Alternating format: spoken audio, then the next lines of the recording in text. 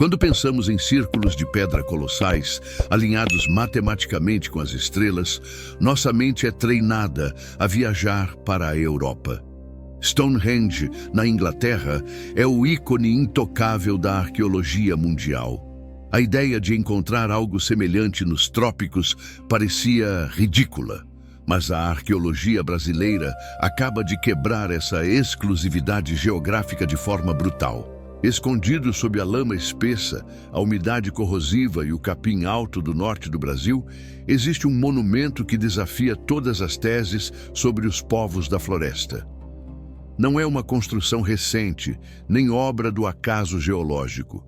É a prova física de que uma mente complexa e organizada operava na Amazônia muito antes da chegada das caravelas europeias. Estamos falando do município de Calçoene, no litoral do Amapá, uma região de mangues e floresta de difícil acesso. Por séculos, garimpeiros e moradores locais usaram essas rochas estranhas para quebrar castanhas ou apoiar construções, ignorando completamente que estavam profanando um templo sagrado de uma civilização perdida. A visão oficial e acadêmica sempre foi dogmática. A Amazônia era um falso paraíso, incapaz de sustentar civilizações que trabalhassem com pedra. Dizia-se que tudo aqui era madeira e palha, perecível e simples.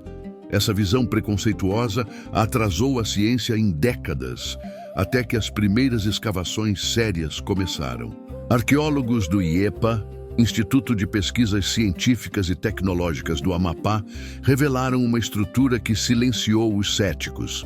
127 blocos de granito maciço, alguns com até 4 metros de altura e pesando toneladas, fincados verticalmente no solo, formando um padrão circular deliberado.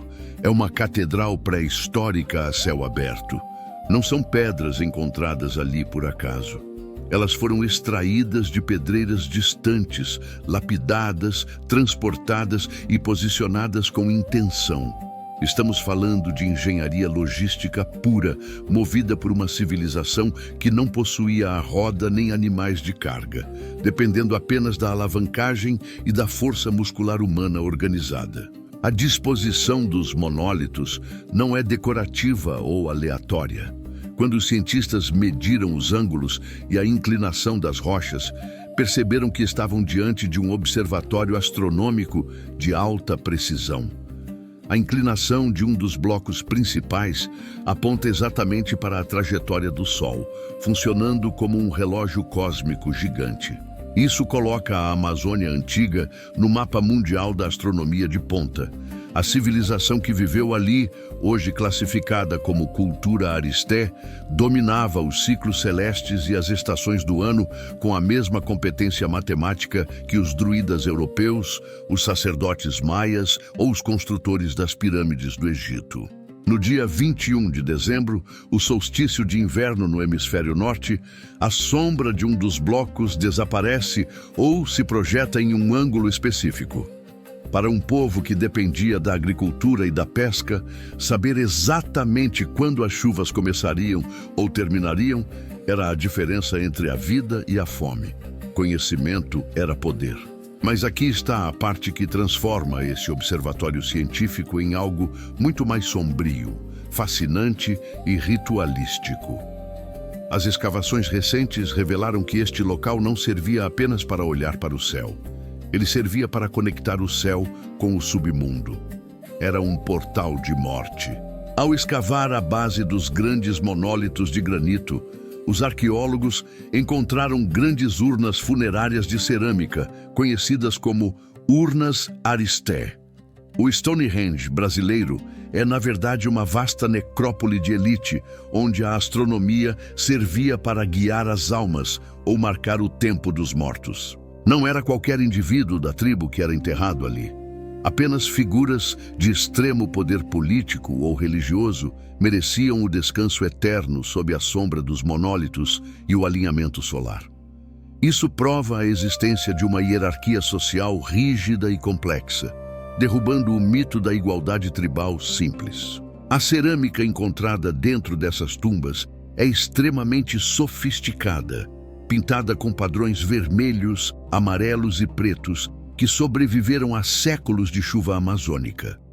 Algumas urnas possuem formas antropomorfas, sugerindo que eles tentavam preservar a identidade ou a imagem do falecido, similar aos sarcófagos egípcios. A engenharia necessária para manter essas pedras de pé é o verdadeiro mistério técnico. Em um terreno instável, encharcado pelas chuvas e pela maré, pedras de 4 toneladas deveriam ter afundado na lama em poucos anos. Como elas permaneceram eretas por um milênio inteiro, desafiando a gravidade? A resposta encontrada nas fundações surpreendeu os engenheiros modernos. Os antigos construtores criaram sapatas e calços de pedra menores nas bases dos monólitos. Eles entendiam de mecânica dos solos e criaram um sistema de distribuição de peso avançado para flutuar o monumento no solo mole da Amazônia. Imagine a cena há 1000 anos. Tochas iluminando os monólitos de granito polido, o som de tambores rituais, sacerdotes da cultura aristé realizando ritos funerários complexos, enquanto o sol se alinhava perfeitamente com a pedra angular, selando o destino de um líder falecido. Isso destrói completamente o preconceito de que a Amazônia era um vazio demográfico. Havia impérios de pedra aqui, sociedades que olhavam para as estrelas, manipulavam a paisagem e cultuavam seus mortos com a mesma grandiosidade e solenidade das civilizações clássicas do Velho Mundo. E o sítio de Calçoene pode ser apenas a ponta do iceberg arqueológico.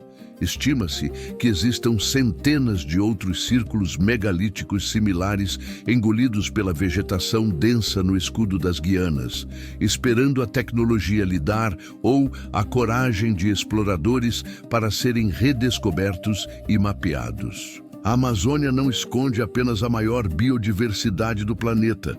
Ela esconde a história perdida de astrônomos, engenheiros e sacerdotes que foram apagados pelo tempo.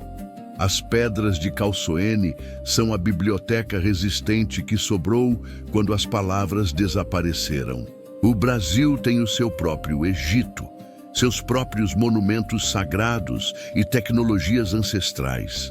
Eles estão provando, pedra por pedra, que a história da América do Sul é muito mais antiga, profunda e monumental do que qualquer livro de história escolar jamais teve coragem de admitir.